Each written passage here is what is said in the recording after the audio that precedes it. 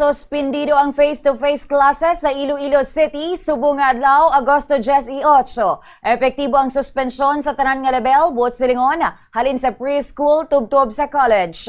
Para ini sa pribado kag mga pampubliko nga mga eskwelahan. Ini ang kasunod sang malain nga tiyempo nga nagresulta sang pagbaha sa madamo nga mga areas diri sa syudad. Ginbase man ini sa assessment sang Iloilo City Operations Center kag sa available weather data para subong nga adlaw. Ginapangabay sang syudad sa mga eskwelahan nga mag-shift anay sa alternative delivery mode. Ginapangabay man ni Mayor Raisa Treñas ang publiko nga magpabilin nga aligmat kag magpreparar. Subong nga padayon pa ang pag-ulan.